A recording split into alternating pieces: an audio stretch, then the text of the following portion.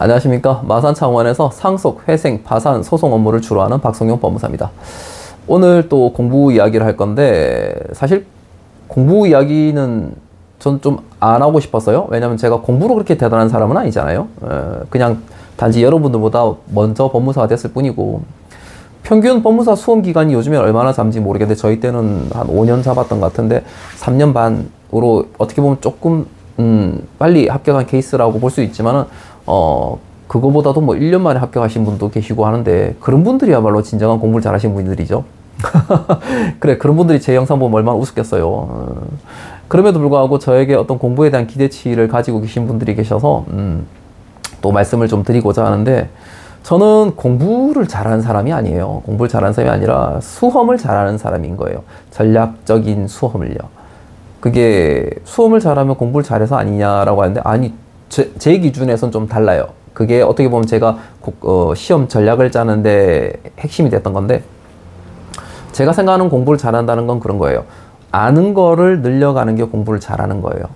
그럼 수험을 잘하는 건 뭐냐? 모르는 걸 줄여가는 게 공부를 잘하는 거예요.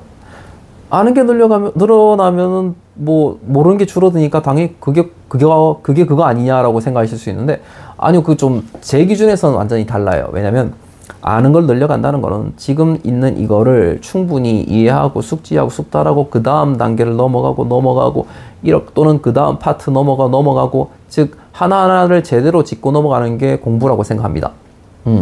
학문적인 공부를 할 수 있죠. 그럼 수험을 잘한다는 건 뭐냐?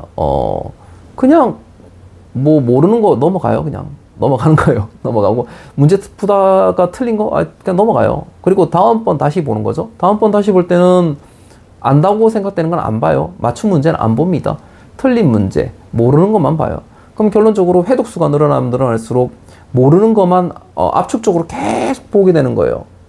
그러다 보면 틀린 문제를 언젠가 맞추겠죠. 그러면 또 그거는 배제입니다.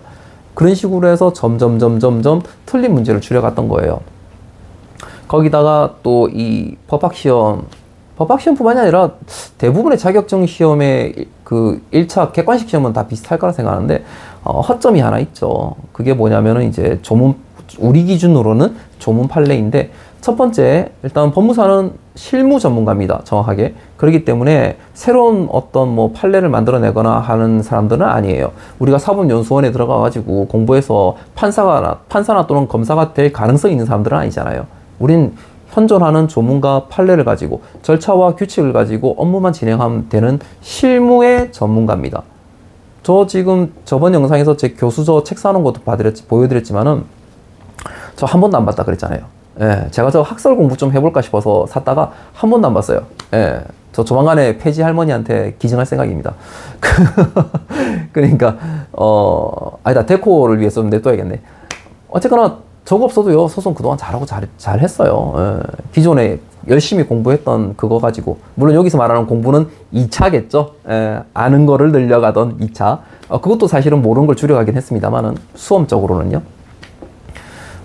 그렇기 때문에 이제 우리가 실무 전문가라는 그 한 가지의 그 가치라고 할까요? 그거 하나의 기준 때문에 당연히 판례는 그 학설은 볼 필요 없죠. 조문과 판례만 보면 돼요. 그러면 조문과 판례를 어떻게 봐야 되느냐?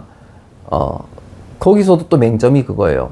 조문에다가 어떤 수정을 가하면 그건 더 이상 그 조문이 아닙니다. 틀린 지문이 됩니다. 판례도요, 판례가 어떻게 만들어지냐? 조문에 대해서 어떤 해석상의 여지가 있어서 다툼이 발생했고, 그에 대해서 법원에서 명쾌하게 답변을 내준 게 바로 판례예요. 근데 그 판례 문구에 수정을 가한다? 그럼 이미 그거는 그 판례가 아닌 겁니다. 그럼 그것도 오답인 거예요. 결론적으로 저의 1차 수험은 이 지문이 맞는 지문이냐, 아니 원 지문이냐, 원래 지문 형태를 그대로 유지하고 있느냐, 수정이 가해졌느냐, 이것만 구별해서 쳤던 거예요. 그러니까 당연히 기본서 2번 보고 문제집 5번 정도 풀고 합격을 해버렸던 거죠. 1차를 6개월 만에. 그리고 제동차 때 제시 때 1차를 다시 칠 때는 제동차라고 해야겠구나. 제동차 때는 문제집만 3개월 봤습니다. 5개월, 저기 뭐야, 그거, 5번. 그리고 또 합격을 했어요. 2번 다 우연찮게 72.5점 나왔고요. 또 우연찮게 제가 1차 합격하던 해에는 커트라인이 폭락을 했어요. 60점대 중반 유지하다가 제가 합격한 때 60점대 초반으로 떨어졌고요. 그 다음 해 제가 이제 기득권 때죠. 그때 다시 60점대 중반으로 회복했다가 그 다음 제가 시험 칠 때 60.5인가? 하여튼 60점 선 붕괴된다고 막 그때 우려가 많고 막 그랬었어요. 그렇다면은 그 해는 어떻게 어려웠던 시험이라고 할 수 있잖아요. 그럼에도 불구하고 1차에서는 제 공부 유효했습니다. 그래서 모르는 것을 줄여나가는 그런 어떤 수험적인 기술에 있어서는 저는 뛰어나다 하면 뛰어날 수 있겠지만은 공부를 잘하는 사람은 아니에요. 그럼 2차 때는 어떻게 했느냐? 2차 때는 사실 그것도 모르는 걸 줄여가는 거긴 했는데요. 그 방식이 좀 달랐던 거죠. 이걸 하나 확실하게 숙지하고 다음 넘어간 게 아니라 아는 건 아는 거고 이해 안 되는 건 넘어갔어요. 그리고 그 다음 회독 때 다시 보고 또 다시 보고 이해됐다? 빼요. 또 다시 보고 이렇게 해서 전 책 전부 다가 이해가 되었을 때 그때부터는 이제 회독수를 최대한 많이 해서 머릿속에서 더 이상 이게 상실되지 않도록 망각되지 않도록 유출되지 않도록 계속 머릿속에다가 집어넣는 거를 해서 2차를 합격했던 거죠. 그래서 2차를 뭐 사실 좀 빨리 합격할 수도 있었는데요. 항상 억울한 부분입니다. 점수는 합격점인데 한 과목씩 꽈락 났었죠. 아쉽네요. 그랬으면 저도 공부는 이렇게 하는 겁니다 이렇게 얘기할 수 있었지 않았을까 그런 생각도 해봅니다. 근데 이게 제 위치인 것 같아요. 어쨌거나 저를 보고 이제 공부를 너무 잘하는 사람이다, 너는 공부를 원래 잘했던 사람이 아니냐라고 말씀해 주신 분들이 너무 많으신데 정말 감사한 이야기인데요. 저는 공부를 잘했다기보다는 수험을 잘하는 사람입니다. 오늘 뭐 공부 얘기 조금만 해봤는데요.